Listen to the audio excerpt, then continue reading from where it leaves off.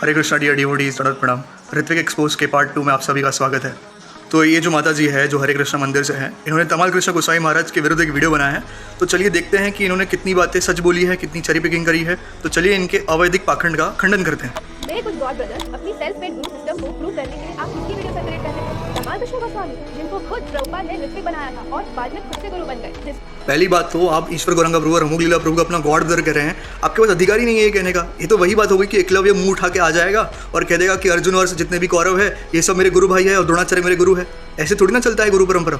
According to law of disciplic succession, Srila Prabhupada खुद कहते हैं कि गुरु के डिसअपियरेंस के बाद जो उनका डिसाइपल है वो खुद गुरु बन सकता है, बिना किसी लिमिटेशन के वो डिसाइपल्स को एक्सेप्ट कर सकता है। तो ये सेल्फ मेड गुरु सिस्टम कैसे हो गया?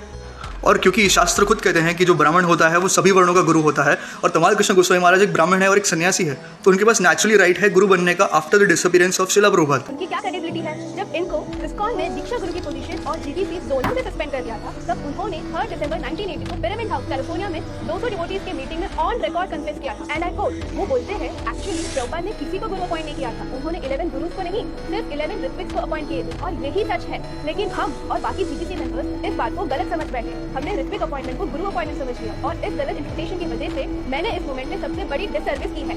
और बाद में उनको जब फिर से गुरु बना दिया तो उनके सुर बदल गए। क्या ऐसे पर्सन पे हम भरोसा कर सकते हैं?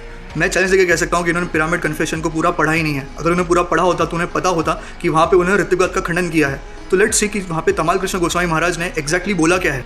तमाल कृष्ण गोस्वामी महाराज यहाँ पर क्लियर कट कर रहे हैं कि शिला प्रभुपाद ने जो 11 ऋत्विक्स थे उनको एज अ गुरु अपॉइंट नहीं किया था, सिर्फ एज अ ऋत्विक अपॉइंट किया था। लेकिन उनके जाने के बाद everyone is qualified to right now give initiation, ये कह रहे हैं तमाल कृष्ण महाराज। आगे तमाल कृष्ण गोस्वामी महाराज ये भी कहते हैं, the day you got initiated you get the right to become a father when your father disappears. If you are qualified, no appointment, it does not require an appointment because there isn't one. और इसमें तमाल कृष्ण गोस्वामी महाराज शिला प्रभुपाद को भी coat करते हैं, जहाँ पे शिला प्रभुपाद बता रहे हैं कि शिला भक्ति सिद्धांत सरस्वती ठाकुर प्रभुपाद जी ने कभी भी किसी को एज अ गुरु अपॉइंट नहीं किया था। It's only based on qualification. और ये लोग कह रहे हैं कि तमाल कृष्ण गोस्वामी महाराज ने कहा है कि उन्होंने बहुत बड़ी डिससर्विस करी है, जीबीसी ने डिससर्विस करी है। तो किस प्रकार की डिससर्विस करी है ये भी सुन लीजिए। वहाँ पर तमाल कृष्ण गोस्वामी महाराज ये कह रहे हैं कि there were so many devotees जो भक्ति चारू स्वामी महाराज से इनिशिएशन लेना चाहते थे आफ्टर शिला प्रभुपाद डिपार्चर। जो डिवोटीज भक्ति चारू स्वामी महाराज से दीक्षा लेना चाहते थे उन्हें मजबूरी में आके उन 11 गुरुज में से किसी एक से दीक्षा लेनी पड़ी। जीबीसी है, उनको ऐसा लगा कि नहीं सिर्फ 11 ही गुरु बनेंगे। इस बात पे तमाल कृष्ण गोस्वामी महाराज कह रहे हैं कि उन्होंने किसी को भी अपॉइंट नहीं किया है। शिला प्रभुपाद के जाने के बाद everyone has the right to become a guru if they are qualified. His holiness Tamal Krishna Goswami Maharaj, his holiness Bhakti Charu Swami Maharaj की ग्लोरिफिकेशन में क्या बात बोलते हैं ये भी सुनिए। That man is qualified, he will not fall.